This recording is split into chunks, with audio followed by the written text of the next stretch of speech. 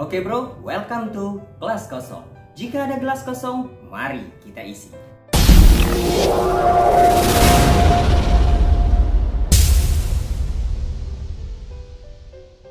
Kali ini kita akan membahas jenis channel yang paling diminati dan bagaimana sih trik untuk menentukan jenis channel yang baik.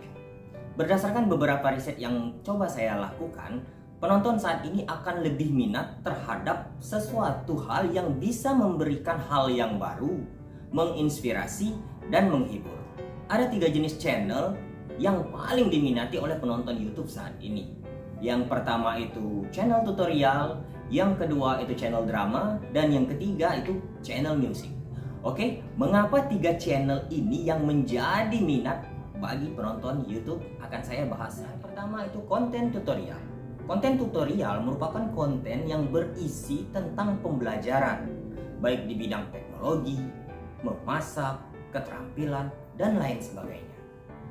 Bagaimana sih trik untuk membuat channel tutorial yang baik dan memberikan manfaat untuk penonton?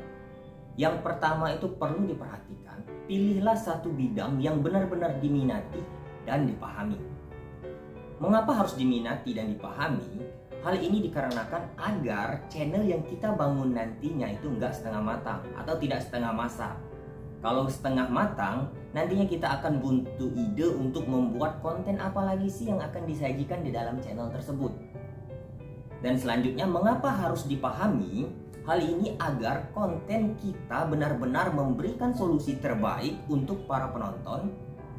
Dan ini merupakan modal awal agar channel kita kelak memiliki pondasi yang baik dan terarah. Yang kedua tadi, konten drama.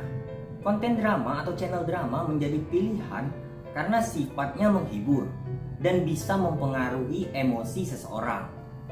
Konten drama ini bisa kita bagi menjadi beberapa jenis, di antaranya konten drama inspirasi, di mana konten drama inspirasi ini yang paling bisa memahami dan mempengaruhi emosi penonton. Seperti tentang kehidupan, perjalanan hidup, perjalanan menggapai kesuksesan, kaidah bermasyarakat, dan lainnya. Yang selanjutnya konten drama daerah. Nah, ini merupakan konten yang saat ini banyak diminati dan spesifik juga. Mengapa demikian? Karena konten drama yang membawa nama daerah dengan biasanya itu ciri khas bahasa daerah akan sangat diminati dan memberikan kelucuan tersendiri dalam suatu drama tersebut. Yang ketiga, tidak lain dan tidak bukan merupakan konten musik. Konten musik ini kita semua tahu ya, dan kita semua menyadari saat ini semua orang sangat dekat dengan yang namanya musik. Bahkan bisa dikatakan tiada hari tanpa musik. Nah, konten musik yang saat ini tren yaitu cover lagu. Mengapa demikian? Karena penonton cenderung lebih minat terhadap hal yang baru. Dengan adanya cover lagu, ini membuat musik yang selama ini disuka menjadi lebih diminati karena banyaknya pilihan jenis musik pada satu lagu yang sama. Selain 3 rekomendasi jenis channel tersebut, berikut saya akan memberikan trik bagaimana menentukan jenis channel yang tepat baik untuk kreator maupun viewer. Yang pertama itu menentukan jenis channel. Satu hal yang perlu diperhatikan pada bagian ini, tanyakan pada diri kita, siapa saya? Ingat, tanyakan pada diri kita, siapa saya? Dari sini kita akan mendapatkan jawaban berupa minat apa yang ada pada diri kita dan kemampuan kita terhadap suatu materi. Hal ini sangat penting terhadap masa depan channel nantinya. Sehingga channel yang kita buat tersebut tidak putus di tengah jalan. Kuncinya, kalau kita minat, kita akan senang melakukannya. Dan kalau kita paham, materi yang kita jelaskan itu tidak mengada-ada. Oke, yang kedua itu menentukan penonton. Pada bagian ini kita dituntut untuk memikirkan sasaran penonton. Hal ini dilakukan agar konten yang kita buat itu dapat memiliki nilai pasar yang tinggi. Atau kita fokus kepada minat penonton. Misal nih, yang perlu diperhatikan pertama itu konten yang kita buat ini apakah bisa bertahan jangka panjang atau hanya sekali waktu atau sewaktu-waktu tertentu. Atau malah bisa tiap tahun kita buat konten di tahun 2021, bisakah konten kita ini tetap ditonton di tahun 2025 nanti? Itu perlu kita pikirkan. Karena itulah keberlanjutan dari sebuah konten.